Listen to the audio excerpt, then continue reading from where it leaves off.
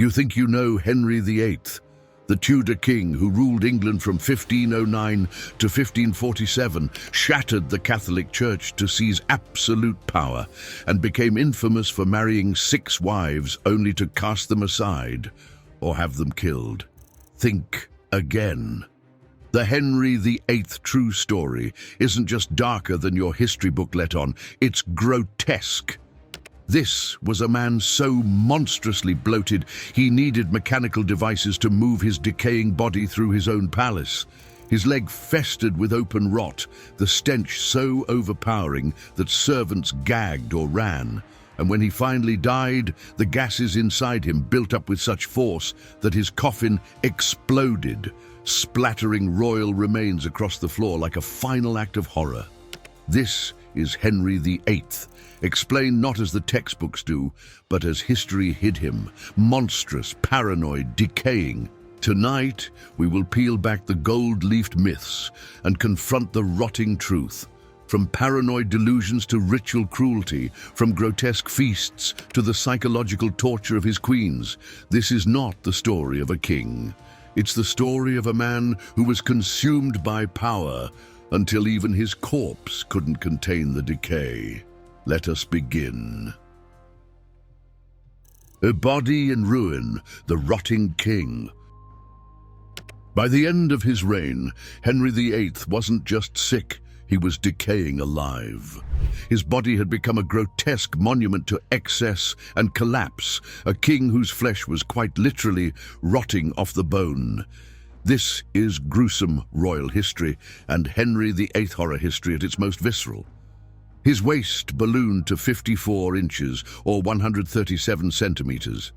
He tipped the scales at nearly 400 pounds, or 181 kilograms, in an age when the average man barely reached 64 kilograms. But this wasn't just about size. His legs were split open with oozing ulcers so foul that the smell announced him long before he entered a room.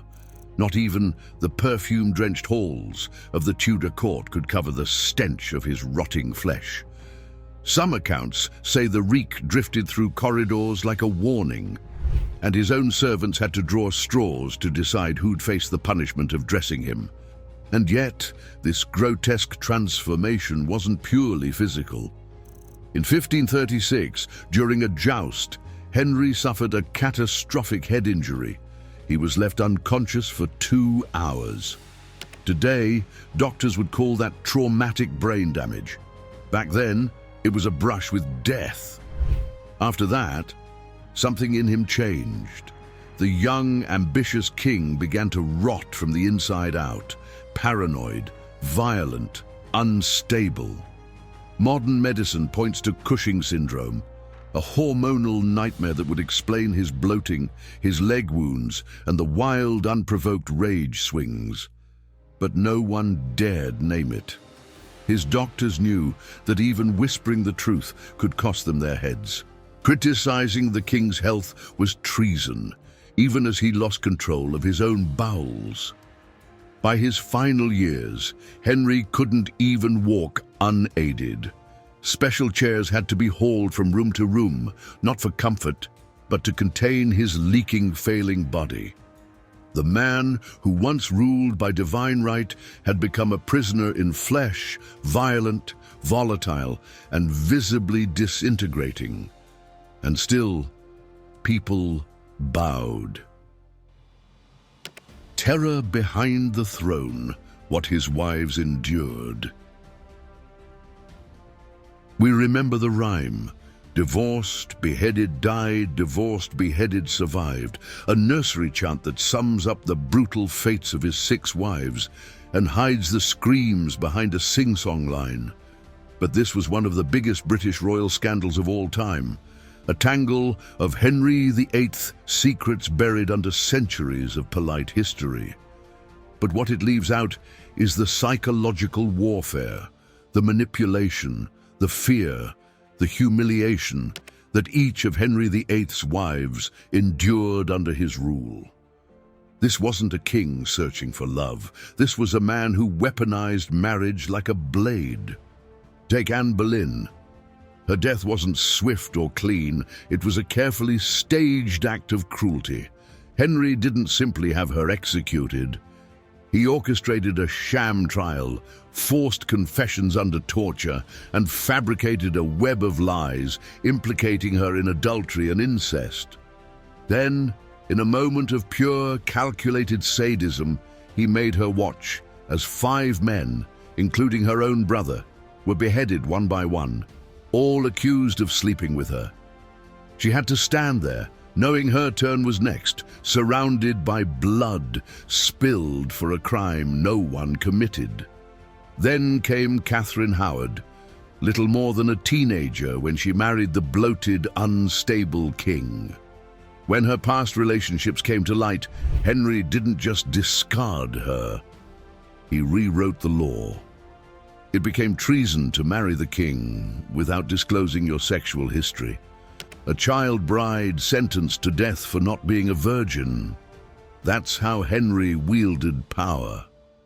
But it wasn't just executions. It was the slow, creeping horror of control. Henry would smother his queens with affection one day, then freeze them out with threats and silence the next. Catherine of Aragon, his first wife, spent her final years in forced isolation, banned from seeing her own daughter Mary, while Henry whispered to the world that she had lost her mind. She died alone, possibly poisoned, her final letters to him unopened, unread, ignored. Anne of Cleves escaped with her life, barely. She was so terrified of Henry that she agreed to a fake annulment, pretending the marriage had never been consummated. She actually thanked him, for not having her executed. That's how broken the system was. And then there was Jane Seymour, the one who gave him his longed-for son. She died of complications shortly after childbirth. And Henry. He was already planning his next marriage 9 days after her funeral. Her body was barely cold. To Henry, these women weren't partners. They were possessions, replaceable, disposable. And the worst part, there was no escape. Divorce was impossible. Running meant death. Speaking out meant your entire family could pay the price.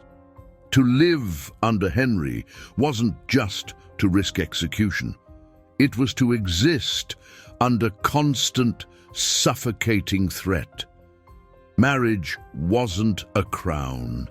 It was a cage. If peeling back these hidden scars makes you see history differently, then help me keep digging them up. Like this video and subscribe to our channel so we can keep dragging the forgotten nightmares back into the light together. Now, let's continue. Feasting like a tyrant, his bizarre eating rituals. If you think modern binge culture is disturbing, you haven't seen the grotesque theater of Henry VIII's dinner table. This wasn't feasting, it was consumption as domination. His appetite alone ranks among the most shocking facts about Henry VIII you'll ever hear. He didn't just eat like a king, he ate like a man trying to devour an entire kingdom. Henry is believed to have consumed over 5,000 calories a day, more than twice what an active man should eat, and this in a body that could barely move. By his final years, the once strong monarch could hardly walk, yet still he gorged relentlessly, grotesquely. His meals weren't meals. They were spectacles. A single sitting might include a whole roasted pig, multiple chickens, several varieties of fish, mountains of bread, and oceans of wine. The palace kitchens prepared over 800 dishes daily, employing more than 200 people just to keep pace with the king's bottomless appetite. And Henry would sample dozens, like a god choosing which offerings pleased him. But there was madness beneath the meat.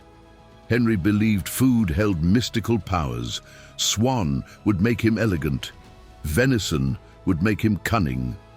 Oysters, of course, would fuel his dwindling desires in the bedroom. So he ate these, not out of hunger, but as if he could consume strength itself, like a medieval alchemist feasting on illusions. And always there was fear.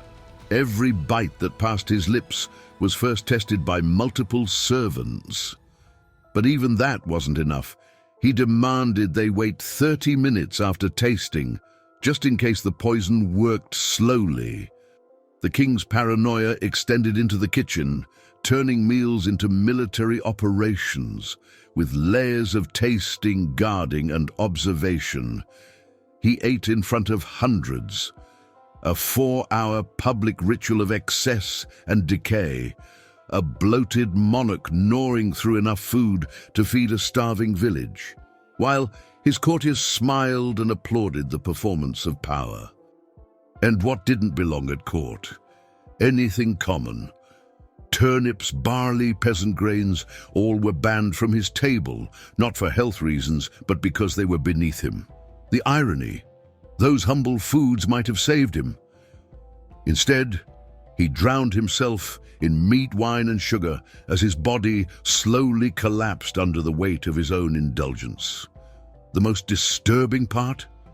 Even as his flesh tore and his wounds wept and his bowels failed, Henry kept eating, convinced that royalty itself made him immune to the consequences. The Court of Fear, Henry's paranoid empire. Henry VIII didn't just fear betrayal, he institutionalized it. By the twilight of his reign, his paranoia had metastasized into a full-blown surveillance empire. No wonder he remains one of the most horrifying kings of England, a monarch whose fear poisoned an entire court. This was no longer a king watching his back. It was a ruler who had turned his court into a labyrinth of suspicion, where no one was safe and everyone was watching everyone else. His bedroom? A war zone, disguised as a royal suite. He slept with loaded crossbows by his bed and blades tucked under his pillow, as if monsters lurked just beyond the drapes. But the real terror was in the faces staring at him in the dark. Armed guards stationed inside his bedchamber, watching their king sleep just in case. His palaces were no safer. He ordered the construction of hidden passageways and emergency escape routes in every royal residence. Not for lovers, not for ceremony, but for evasion, always assuming the assassin was coming. He drilled peepholes into the walls to spy on his own courtiers, installed primitive listening devices in rooms where nobles whispered. No conversation was private, no alliance was secure. And then the paranoia turned inward.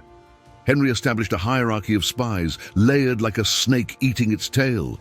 Spies to report on his courtiers, spies to report on the spies, and spies to report on them. It became a game of survival. Say the wrong word to the wrong servant, and you might vanish into the tower without explanation. Betrayal didn't need evidence. A rumor was enough. A bad dream could mean death. No one was spared, not even his own children. Princess Mary and Princess Elizabeth were treated like enemies of the state, surveilled like conspirators. Their father believed they were plotting to dethrone him. And in a world like his, belief was enough. And then the real horror began. Henry started executing people, not for what they did, but for what they might do. For thoughts they never spoke, for dreams he claimed to have had. The tower filled with victims of fantasy, ghosts of betrayal that never actually happened. But the most insidious legacy wasn't the bodies. It was the infection of fear. His paranoia contaminated the court. Nobles whispered like hunted animals. Servants spied on their masters to avoid suspicion. Every smile masked dread. Every compliment hid calculation. The kingdom itself became a reflection of its dying king, paranoid, bloated, and slowly rotting from within. Even in death, he caused chaos. You'd think the nightmare ended when he finally died. It didn't. This is the Henry VIII brutal truth. Even in death, the king continued to rot through the fabric of his kingdom, literally.